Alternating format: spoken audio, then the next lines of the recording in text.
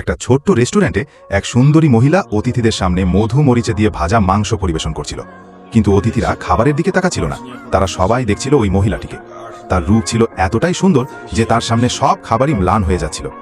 আর এই দৃশ্য চুপচাপ দেখছিল রেস্টুরেন্টের মালিক অচেন। তবে সে চুপ ছিল একটা অজানা দুঃখের ভারে। এই শান্ত পরিবেশটা ছিল ঠিক যেন একটা টাইম বোমা, যে কোনো সময় ফেটে যাওয়ার সম্ভাবনা ছিল। একদিন অচেনের পুরনো এক বন্ধু আসান রেস্টুরেন্টে খেতে এলো। ছোট জিয়াও তখন কাজে ব্যস্ত। আসান সামনে গিয়ে তাকে নমস্কার জানালো, কিন্তু এটা অচেনে দেখে ফেলল। ওর মনের ভেতরে অসহ্য জ্বালা শুরু হলো, আর সে তার রাগ গিয়ে দেখালো নিজের বউয়ের ওপর। কিন্তু ঘরের ভেতরে ঝামেলা একবার শুরু হলে তা আর থামে না। জিয়াও প্রতিদিন কষ্ট পাওয়ার সাথে সাথে মানসিকভাবেও দুর্বল হয়ে পড়ছিল। এভাবেই চলছিল যতদিন না ওর মায়ের অন্ত্যেষ্টিক্রিয়ায় জিয়াও আর আসানের আবার দেখা হলো।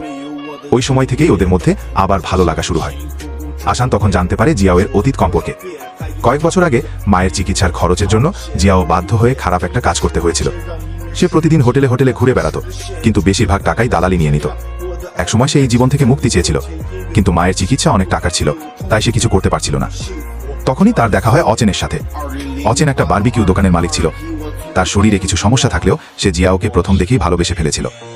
অচেন তার জমানো টাকা দিয়ে জিয়াওকে মুক্ত করে আনে, আর তারা একসাথে নতুন জীবন শুরু করে। সবকিছু